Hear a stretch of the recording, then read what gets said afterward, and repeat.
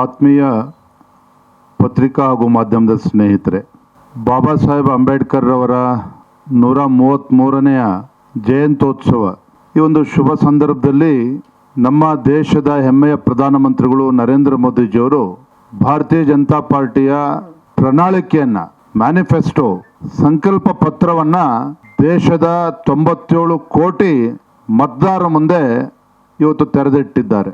ನರೇಂದ್ರ ಮೋದಿಜಿಯವರ ಒಂದು ಸಂಕಲ್ಪ ಏನಿದೆ, 2047ನೇ ಇಸ್ವಿಗೆ ಭಾರತ ಒಂದು ಅಭಿವೃದ್ಧಿ ಹೊಂದಿರತಕ್ಕಂಥ ದೇಶ ಆಗಿ ಪರಿವರ್ತನೆ ಆಗಬೇಕು ಅಂತಕ್ಕಂಥ ಒಂದು ಸಂಕಲ್ಪ. ಆ ಒಂದು ಸಂಕಲ್ಪ ಈಡೇರಬೇಕು ಅಂತ ಹೇಳಿದ್ರೆ ಅದಕ್ಕೆ ಒಂದು ಭದ್ರ ಬುನಾದಿಯನ್ನು ಹಾಕ್ತಕ್ಕಂಥ ಕೆಲಸ ಈಗಾಗಲೇ ಕಳೆದ 10 ವರ್ಷದಿಂದ ನಡ್ಕೊಂಡು ಬಂದಿದೆ. ಇವತ್ತು ನಮ್ಮ ಸಂಕಲ್ಪ ಪತ್ರದಲ್ಲಿ ಪ್ರಧಾನಮಂತ್ರಿಗಳು ನರೇಂದ್ರ ಮೋದಿಜಿಯವರು ಮುಂದಿನ 5 ವರ್ಷದಲ್ಲಿ ಯಾವ ಅಂಶಗಳಿಗೆ ನಾವು ಒತ್ತನ್ನು ಕೊಡ್ತೇವೆ ಅನ್ನೋ ಮಾತನ್ನ ಹೇಳಿದ್ದಾರೆ. ಬಹಳ ಪ್ರಮುಖವಾಗಿರ್ತಕ್ಕಂಥ ಅಂಶ, ಮುಂದಿನ ಯುವ ಪೀಳಿಗೆಯನ್ನ ಗಮನದಲ್ಲಿ ಇಟ್ಕೊಂಡು ಹೇಳೋದಾದ್ರೆ, ಇವತ್ತು ಭಾರತ ಎಲ್ಲಾ ರಂಗದಲ್ಲೂ ಕೂಡ India should emerge as a global leader.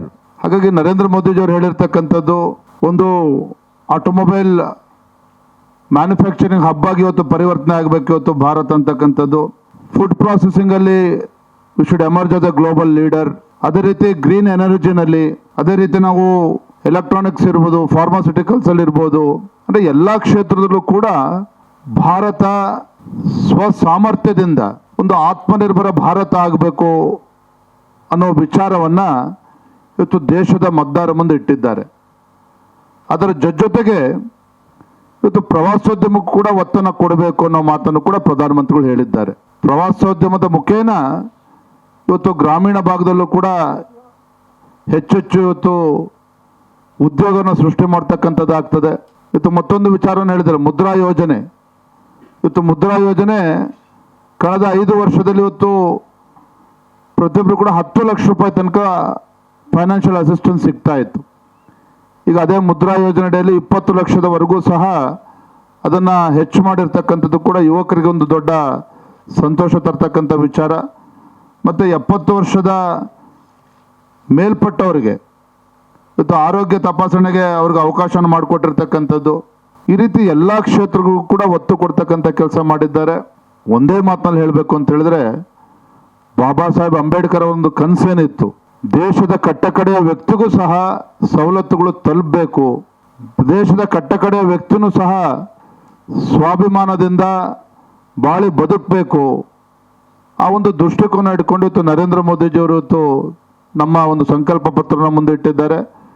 ಇವತ್ತೇನು ಗರೀಬ್ ಕಲ್ಯಾಣ ಯೋಜನೆ ಅಡಿಯಲ್ಲಿ 5 kg ಅಕ್ಕಿಯನ್ನು ಕೊಡ್ತಾ ಇದ್ವಿ, ರೇಷನನ್ನು ಕೊಡ್ತಾ ಇದ್ವಿ, ಅದನ್ನು ಮುಂದಿನ 5 ವರ್ಷಕ್ಕೂ ಕೂಡ ವಿಸ್ತರಣೆ ಮಾಡಿರ್ತಕ್ಕಂಥದ್ದು ಕೂಡ ಬಹಳ ಪ್ರಮುಖವಾಗಿರ್ತಕ್ಕಂಥ ಅಂಶ.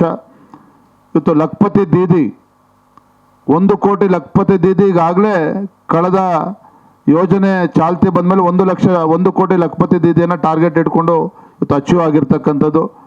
ಮುಂದಿನ 5 ವರ್ಷದಲ್ಲಿ 3 ಕೋಟಿ ಲಖಪತಿ ದೀದಿಯನ್ನು ಸೃಷ್ಟಿ ಮಾಡಬೇಕು ಅಂತಕ್ಕಂಥ ಒಂದು ಯೋಜನೆ ಇಟ್ಕೊಂಡು ಹೊರಟಿರ್ತಕ್ಕಂಥದ್ದು. ಮತ್ತು ಪ್ರಪಂಚಾದ್ಯಂತ ರಾಮಾಯಣ ಹಬ್ಬವನ್ನು ಆಚರಣೆ ಮಾಡ್ತಕ್ಕಂಥದ್ದು. ಇವತ್ತು ರಾಮಾಯಣ ಹಬ್ಬವನ್ನಾಗಿ ಅದನ್ನು ಇಡೀ ಪ್ರಪಂಚದಲ್ಲಿ ಆಚರಣೆ ಮಾಡಬೇಕು ಅಂತಕ್ಕಂಥದ್ದು ನರೇಂದ್ರ ಮೋದಿಜಿ ಪ್ರಧಾನಮಂತ್ರಿಗಳ ಒಂದು ಅಭಿಲಾಷೆ ಆಗಿರ್ತಕ್ಕಂಥದ್ದು. ಇವತ್ತು ಒಟ್ಟಾರೆಯಾಗಿ ಎಲ್ಲ ಮೂಲಭೂತ ಸೌಕರ್ಯಗಳು, ರೋಡ್ವೇಸ್, ರೈಲ್ವೇಸ್, ವಾಟರ್ವೇಸ್ ಮತ್ತು ಏರ್ವೇಸ್, 4 ಕ್ಷೇತ್ರಗಳು ಕೂಡ ಹೆಚ್ಚು ಒತ್ತನ್ನು ಕೊಡ್ತಾ ಇರ್ತಕ್ಕಂಥದ್ದು. ಒಟ್ಟಾರೆಯಾಗಿ ಇದೆಲ್ಲದೂ ಸಹ ಭಾರತ ಅಭಿವೃದ್ಧಿ ಆಗ್ತಕ್ಕಂಥ ನಿಟ್ಟಿನಲ್ಲಿ ಏನು ಮೂಲಭೂತ ಸೌಕರ್ಯಗಳಿಗೆ ಒತ್ತನ್ನು ಕೊಡಬೇಕು, ಆ ನಿಟ್ಟಿನಲ್ಲೂ ಕೂಡ ನಮ್ಮ ಪ್ರಣಾಳಿಕೆ ಇವತ್ತು ಸಂಕಲ್ಪ ಪತ್ರ ಇವತ್ತು ಜನರ ಮುಂದೆ ಇಟ್ಟಿರ್ತಕ್ಕಂಥದ್ದು ನಿಜವಾಗ್ಲೂ ಕೂಡ ನಮಗೆ ಸಂತೋಷ ತರ್ತಕ್ಕಂಥ ಸಂಗತಿ. ಇವತ್ತು ಕಾಂಗ್ರೆಸ್ಸು, ದೇಶದ ಜನ ಇವತ್ತು ಮರ್ತೋಗಿದ್ದಾರೆ ಇವತ್ತು ಕಾಂಗ್ರೆಸ್ ಪಕ್ಷದ ಬಗ್ಗೆ. ಇವತ್ತು ಇಡೀ ದೇಶದಲ್ಲಿ 40-50 ಸೀಟ್ ಬರ್ತದೆ ಅಂತೇಳಿ ಯಾರೂ ಕೂಡ 45-50 ಸ್ಥಾನಗಳು ಕೂಡ ಗೆಲ್ತಕ್ಕಂಥದ್ದು ಕಷ್ಟ ಇದೆ ಕಾಂಗ್ರೆಸ್ ಪಕ್ಷಕ್ಕೆ. ಅಂಥಲ್ಲಿ ಪೊಳ್ಳು ಭರವಸೆಗಳನ್ನು ಕೊಡೋದ್ರ ಮೂಲಕ ಇವತ್ತು ತಮ್ಮ ಮ್ಯಾನಿಫೆಸ್ಟೋನ ಕಾಂಗ್ರೆಸ್ ಪಕ್ಷ ಇಟ್ಟಿರ್ತಕ್ಕಂಥದ್ದು ಒಂದು ಕಡೆ ಆದರೆ, ನಮ್ಮ ಭಾರತೀಯ ಜನತಾ ಪಾರ್ಟಿ, ನಮ್ಮ ಹೆಮ್ಮೆಯ ಪ್ರಧಾನಮಂತ್ರಿ ನರೇಂದ್ರ ಮೋದಿಜಿಯವರು ದೇಶದ ಉಜ್ವಲ ಭವಿಷ್ಯದ ದೃಷ್ಟಿಯಿಂದ ಒಂದು ಸಂಕಲ್ಪ ಪತ್ರವನ್ನು ಈ ದೇಶದ 97 ಕೋಟಿ ಮತದಾರರ ಮುಂದೆ ಇಟ್ಟಿದ್ದಾರೆ.